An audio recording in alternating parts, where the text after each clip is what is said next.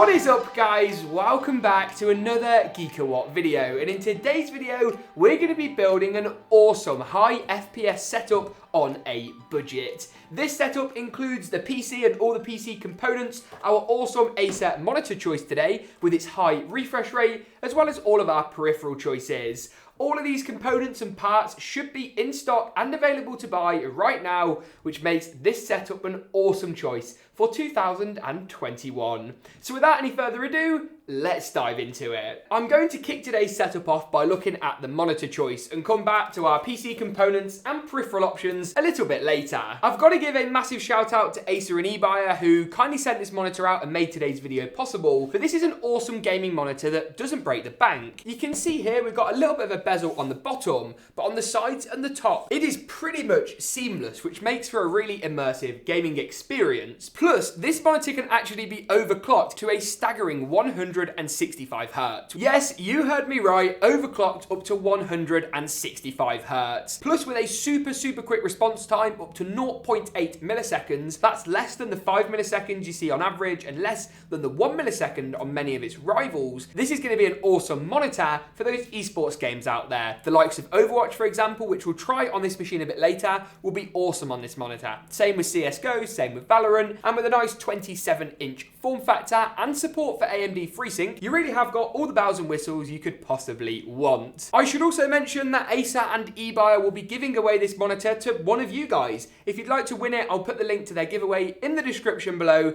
They'll be running it, not me, so any questions and stuff like that, please direct to those guys, just so that, you know, we're all on the same page. Now, a great monitor is nothing without a great PC to actually drive it. And building a PC, as we all know, is quite difficult in 2021, at least when we're filming this video. This PC is an adaptation of a recent $700 build we did that went down super well. We've changed out the case and the power supply and gone for a Cooler Master version instead, but this is a GTX 1650 based system. The 1650 can be fairly easily found online, even used, for example, for about $250. And while that is expensive, I think it's a better short-term solution than buying, say, a newer card, but a $500-600 price premium. Now, as I say, great PC. This is capable of driving, 250 FPS in some of those titles we talked about, which is perfect for the high refresh rate on the monitor, but we do need some good peripherals. And for this video, we've actually got options, so you guys can pick and choose and kind of select what you think would work best for your setup. The first is our headset choice, and this is the Corsair HS50 Pro. Now, James, it says stereo on it. Don't we want a surround sound headset for a gaming setup? Isn't that the point? Yes. So hear me out. Now, surround sound on even the most expensive gaming headsets is only virtual surround sound. And what that means is it's a standard pair of headphones with one driver in each ear, rather than a surround sound speaker setup with lots of different drivers. And then it just uses software to simulate surround sound. It's very clever tech, but you don't need a surround sound pair of headphones to actually enable this functionality. I'll link some Windows apps below that convert a standard pair of stereo headphones to surround sound, and actually the results are often better than the cheap software that gets bundled in with some surround sound headsets. This also has a really good quality mic, especially for the price of the headset, which we'll test out a bit later, so you can keep up with your friends or, chat in Discord or anything like that without having to worry. In fact, this headset is Discord certified, whatever that means, Corsair. I'm guessing it means something good. Here is a pro tip for you all as well. This budget HS50 headset is built off the same platform as the HS60 and HS70, and while the sound quality is not quite as good, it's not wireless, all that sort of stuff, it is awesomely comfortable for the price point. These things are a steal if you know what you're doing. The next thing we need to add to our setup today is the keyboard and the mouse. And when I talk about options, this is exactly what I'm talking about. I've actually gone and picked up this Cooler Master MS110. It's one of Cooler Master's latest keyboard and mouse bundles that sits a good few notches above their famously cheap Devastator keyboard and mouse combos, and this is going to be really nice. It's not mechanical, but as far as a mechanical switch goes, it's pretty damn close, and does come with a pretty good mouse included as well. If you have got some more cash to spend over the budget of the setup today, Corsair's brand new Katar Pro XT is an awesome choice. It's a really great value gaming mouse, comes in around $30-35 with some slightly better switches. It's also about 70 grams, so it's really light, which is great for those fast reaction times, high FPS titles. But I am excited to look at this Cooler Master combo, and I genuinely believe if you're on a budget, this is the one you want to go for. If anything, actually, the Corsair one looks slightly better with a bit of RGB implementation, where the Katar XT simply does not, but you do get a braided cable if you go the Corsair route, where Cooler Master just give you this kind of more horrible rubber option, but it's a really great value bundle, so it's all about setting expectations, I think. Here is the keyboard, though. Once again, you've got these switches actually feel really, really nice for a non-mechanical switch. You've got some really nice raised RGB implementation as well, which should look awesome when we actually go ahead and boot the system up. Let's stick with our Cooler Master mouse for now, give that a go and see if that cuts the mustard, so to speak. I'm going to finish off our setup today with an extended mousepad choice, I think more so to protect the desk and give us a nice mouse tracking surface.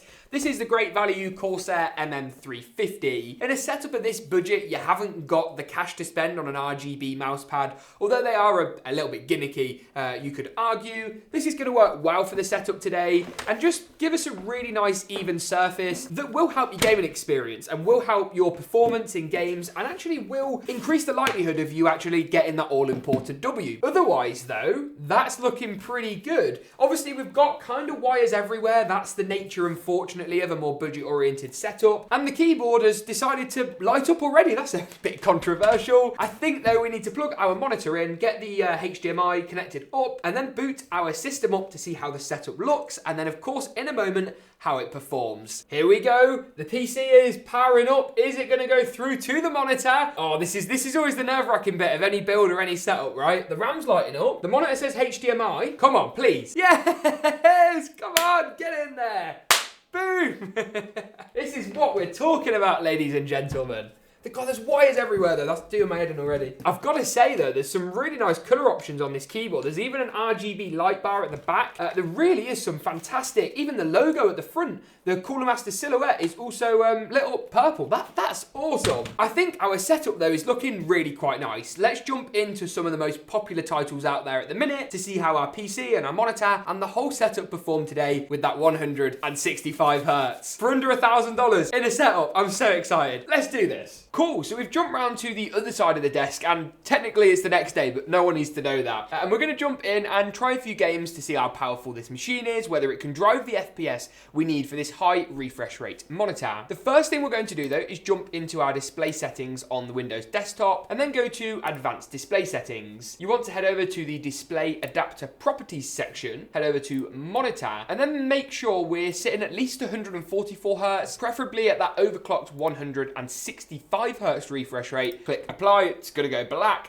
reset itself, and jump up to that higher figure. There we go, and it is back. We're now sitting nicely at 165.003 Hz, which is happy days. I did actually say earlier that I'd show you how to enable surround sound in Windows on a non-surround sound pair of headphones. So to do that, we just need to quickly jump into the speaker icon, give it a right click, and head over to spatial sound. We're then going to enable Windows Sonic for headphones. There are some paid options as well on there from Dolby or DTS, which are worth bearing in mind, but we're going to stick with the free option for now. I'm going to pop the headset on as well and give you a super quick microphone sound test. So right now you're listening to the microphone built in to the Corsair HS50 headset. Perhaps not a great option if you're the next budding streamer. However, if you're looking to communicate with your friends and Zoom calls and all that fun stuff nowadays, then I think it's got you covered quite nicely. Let's jump into Overwatch first up, though. It seems one of the most appropriate titles to try on this machine and see what kind of numbers we get. We're just going to jump into our settings menu, make sure that our limit FPS is set to custom and then cranked right up to 400 so we get the maximum possible frame rate. I'm going to put it on the medium settings preset to try and drive as much FPS as possible, and then just make sure we're sitting at the right resolution, 1920 by 1080, with that 165 Hz refresh rate. Hit apply. It's going to go black once again, just while it kind of applies those settings. You can also see here as well, if you jump into sound, there is a Dolby Atmos for headphone option right in the game, so you can actually use stereo headphones, as I say, for a 5.1 or 7.1 surround sound option, which is awesome. So we're jumping into a game straight away, and you can see we're sitting around 160, 170 frames per second, tested using MSI's kind of RevaTuner statistics server. This is a really, really good number, actually, and means that our monitor is very effective with its high frame rate. These esports titles are really where this Acer XFO series panel is going to excel, and so far, I'm also liking the Cooler Master keyboard and mouse combo as far as kind of esports performance goes, which is nice. Bit of a sneaky move from me here, I'm not gonna lie. Oh, no. This is not gonna go well. It didn't go well. It was a good game to that point, though, to be fair. In terms of performance and stuff, we're still sitting at up to 200 FPS at times. It obviously depends just how much action's going on in the game. And obviously, as we get a little bit more chaotic up here, our FPS is gonna drop slightly, but still kind of leveraging that over 144 hertz gain as well here, so that's not a bad result. Here we go. Come on. Big result here, boys. Big result here, boys and girls. Boom, there's an elimination. That's what we like to see. We're pushing B. Here we go. Here we go. Come on. Boom. Look at that. Now we are cooking on gas, ladies and gentlemen. This was a lot more what we were after, but still around 150 frames a second. Happy days, performing really quite well, actually. The next title I want to try out is a little bit of CSGO. You can see here, if we check our settings menu, we're running at basically medium settings. Let's turn the very high shaders down, because we don't need those on very high. Yeah, and 4 times kind of anti-aliasing. VSync's obviously disabled to give us that max frame rate. And you can see we've got our FPS displayed in the bottom of the game just here. I'm going to go for a practice with bots game, as this will give us a worst case FPS scenario. And let's see what kind of numbers we're able to get. Straight off the bat in CSGO, we're sitting around about 200 FPS. Let's kind of see if that changes as we get into more action in the title, and see if that number holds up or whether it does indeed drop. There's one. I'm coming for you. There's 2. Boom. I think there's another one somewhere. Where is he? I see him. I don't think so, buddy. Why have I got a pistol and he's got a bloody machine gun? This is outrageous. Boom. This really high refresh rate, super low response time really does. What's he doing up there? Whoa. I don't think so, buddy. Get out of here. All in all, though, CSGO's looking pretty good. The frame rate's still around that 190, 200 mark, which is not a bad result. I'm really happy with those numbers in CSGO. Hey! The final title then we're going to test today, another kind of one of the esports type games out there, is a little bit of Valorant. We've got so many windows open. Valorant, of course, being a pretty popular alternative to CSGO nowadays. So let's see what kind of numbers we're able to get in Valorant and whether we can get that, 200 FPS even on this 1650 and Acer monitor combo. Let's just do a quick settings check. So we're at 1080p. We're going to try running at medium settings, I think. Let's be a little bit realistic in trying to get that maximum frame rate. Let's kind of turn a couple of these settings off just to really up our FPS. And we're going to try this out in the practice range first of all, just to kind of get a good idea as to what kind of numbers we're getting. And this really does show as well the reaction time benefit of having that high refresh rate, having that low response time, sitting around 222 FPS at the minute, 230. So some very good numbers visually.